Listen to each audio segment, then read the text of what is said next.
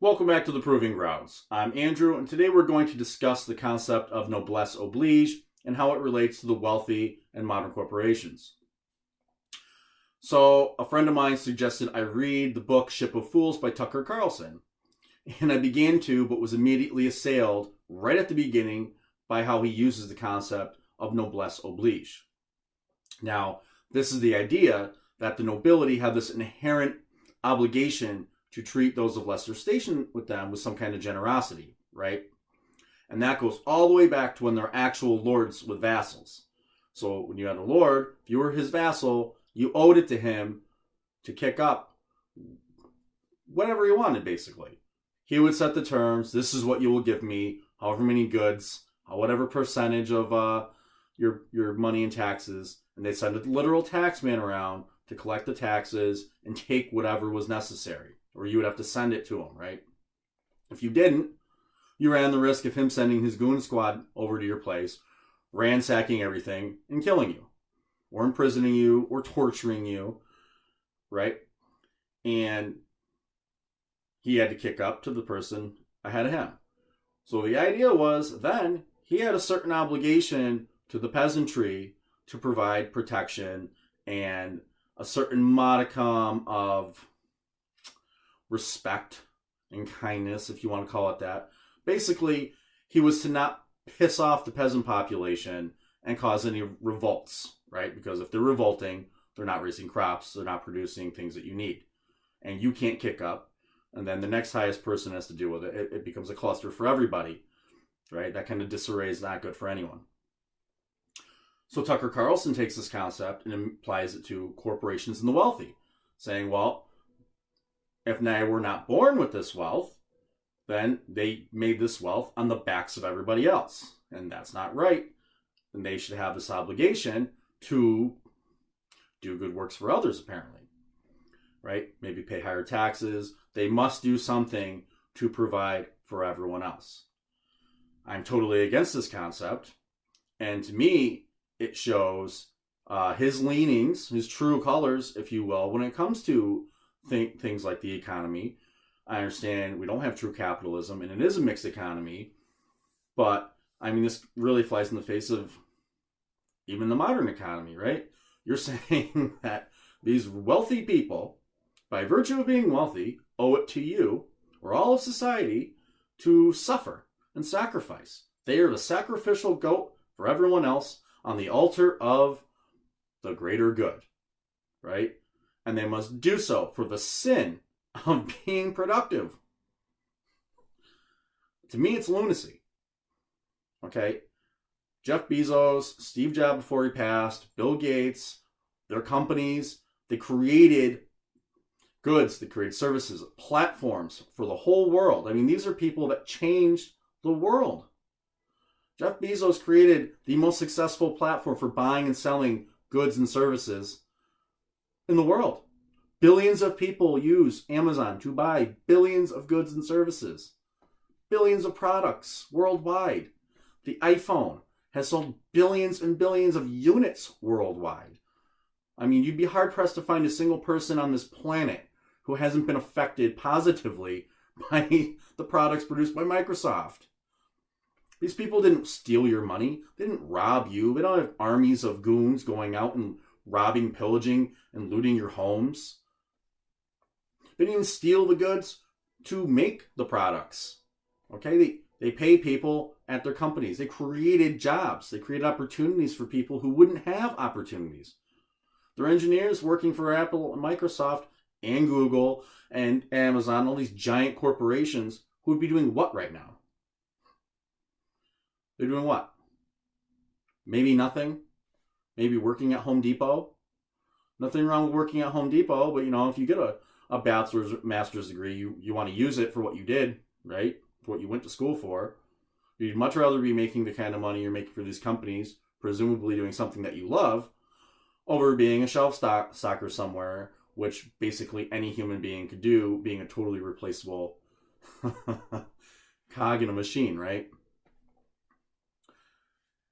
I mean, it's just, to a degree, it's mind-boggling to me. Okay?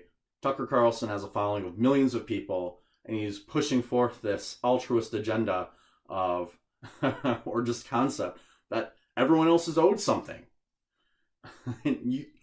No one owes you something by virtue of being more productive than you. I mean, it's idiotic.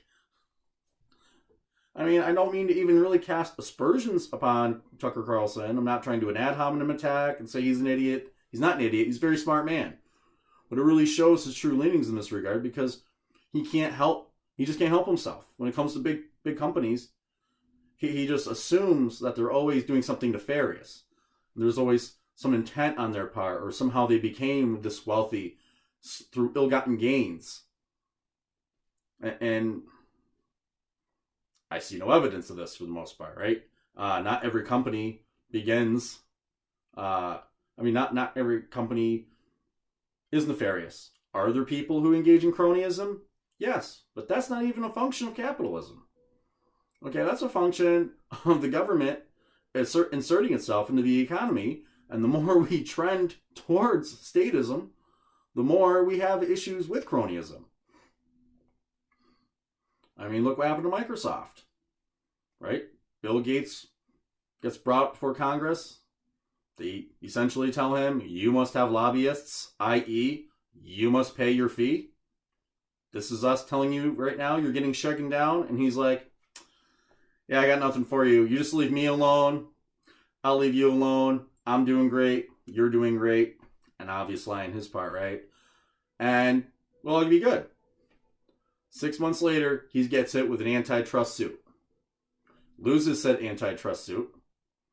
And now Microsoft, which was once a totally apolitical company, right, before the antitrust suit, donated $0 to political campaigns. After the antitrust suit, they built a nice giant building in Washington, and they lobby like everyone else and spend millions of dollars to protect themselves from the government. They're paying their government extortion fee. Okay? I mean, they're not indebted to the rest of us because they produced things we wanted. Actually, they produced things we didn't even know we needed or wanted. I mean, which one of you sitting at home right now would have ever imagined having the smartphone? Or designing the smartphone or creating it? And if you thought about it, well, why didn't you do it? You know, Amazon started in Jeff Bezos' garage. Who would have thought that a guy selling used books from his garage online was going to become the world's largest retailer of goods worldwide? This huge platform that's dominating the industry, right? Nobody. Okay, these men had vision. Same thing with Microsoft. Who would have guessed his company would be smashed by the government for giving away a product for free? A product that was arguably better than the other products on the market. And he gave it away for free, so the government tried to crush him. Okay? How many people are employed because of that? Not just the people directly related in the companies themselves. How many people are employed to produce the goods, the items necessary, right, for the iPhone to be built? Not just the iPhone, but all the computers at from Apple. And how many people are employed just to provide goods and services to the companies? The actual branch of the company, the building, the brick and mortar stores, so to speak, that house however many employees. That's on top of changing the way the world works. So, how do so many people think, quote unquote, everyone else should thank them? By demanding more of a blood sacrifice for them. You must sacrifice for us. Give us more of the money that you earned, right? They don't say earn, though. They say stole. You stole this money from us somehow. As if they're just, a bunch of devil-worshipping fiends standing around sacrificing virgins to Satan. And Satan just goes, oh, okay, and thank you for your sacrifice. And in return, billions of dollars of everyone else's money flies out of our bank accounts and magically lands in theirs. right? Stacks of cash just flooding this evil temple. Oh, it sounds kind of ridiculous when I say it like that, right?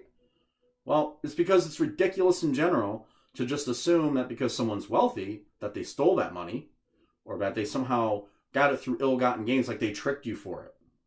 And if someone did trick, billions of dollars out of somebody, like Bernie Madoff, one, eventually they're going to get caught. And two, we already have laws on what to do with people like that. Okay, I mean, people need to stop demanding that the government insert itself more into the lives of everybody else. Because think about it. If you can petition the government and actually convince the government to act on your behalf to mess with the rich, right? These wealthy people that you think are so powerful that they can just ruin everybody's lives. What's to stop them from doing the same to you? Okay, because when they've picked the carcass clean from the rich and the wealthy, right? Where do you think they're going to next? Because there's only so much they can do to someone like a Bill Gates or a Bezos or Apple, the company Apple, right? Before they just incorporate in another country or they move to another country. These are people that can go anywhere. They don't have to stay here. So what do I think about the concept of Noblesse Oblige and how it applies to modern society? It doesn't. It doesn't apply to the wealthy. It does not at all apply to corporations. We don't need more laws and regulations on these people. If anything, we need less. These are the people innovating, creating the goods and services of the future. Okay, it's going to be someone like a Bezos or a Bill Gates or a Steve Jobs who creates the next level of technology that no one even dreamed of, providing a good or a service that we didn't even know we needed. And in terms of some of these guys who aren't inventors, but are just really good businessmen who know how to run a business and how to find technology and, produce it cheap enough so everyone could afford it, right? Okay, so they didn't exactly invent said item. They paid people to invent said item, people who agreed to work for a wage and knew that whatever they created for the company would be company property, right? Well, those people are still doing a wonderful service to the rest of us by making sure we see this technology that we might not have ever have seen, by paying some young engineer or a group of engineers to produce these things, to have to have discretionary funds, a little bit of play money to test out ideas and see what might work or what might not, where some guy sitting in his mom's basement might not have ever had the wherewithal to ever create this item that they have in their brain. It might have gone nowhere. I'd much rather see these people putting their minds to good work than being stuck working as in a menial labor job. And that's nothing wrong. If that's what you can do, that's what you can do, and that's fine. Okay, not everyone's meant to be an engineer. Not everyone's meant to be a rocket scientist. There are only a few people with all the tools and the vision on top of it to do the things a Bill Gates has done and a Bezos has done and Steve Jobs did before he passed. Okay, that doesn't mean they owe it to the rest of us. This idea that, well, roads exist, and because roads exist, they never would have been able to do the things they did without there already being an infrastructure in the country in place. And that's bullshit. That's like saying you should pay more money because roads exist. So it's okay for the government to take 50, 60, 70% of your money in taxes. Why not all of it? 80%. Right? Why not the government just take over everything and just put us all on breadlines and say, hey, well, these things existed before you were born, so it's okay for us to force you to sacrifice on behalf of everybody else.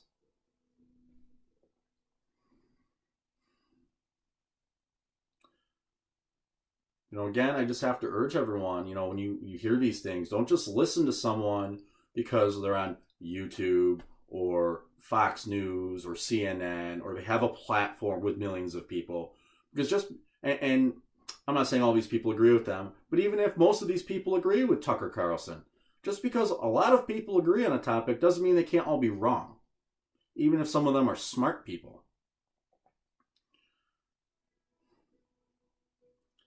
So just really think about that. Think about, how much you want the government interfering with your life. And in my mind, the government being less involved in the economy would be best for everybody. Because look at the parts of the economy that are the least regulated, which is basically Silicon Valley, and look at how quickly technology is developed and innovated there. It is the most wildly successful part of our economy, and that's because of the lack of government involvement.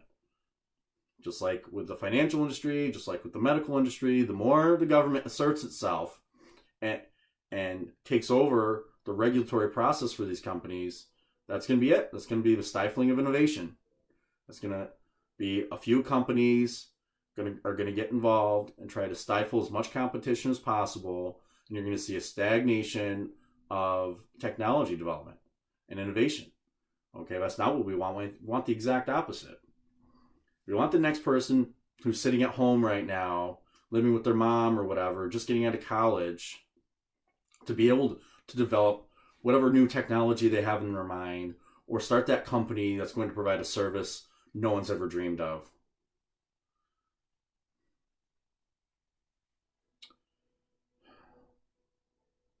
So with that being said, remember to click like, share, and subscribe.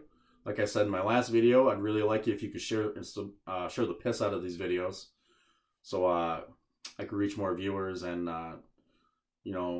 produce more content, and maybe be able to one day leverage a guest on the show. I would really like to be able to do that, but I also need to be able to show that I have viewers. They have to be able to reach people, or it's not really worth their while either, right? Like I said before, I'm still gonna be producing more videos each week. I'm actually working on another video now, and I'm also working on ideas for different forms of content. I know that this coronavirus and COVID-19 situation is still developing and all that, but I don't just want to hammer the piss out of that like everybody else. I do want to talk about other things. So with that being said, good things are coming. And for those of you who've been watching my show, I appreciate it, and be safe.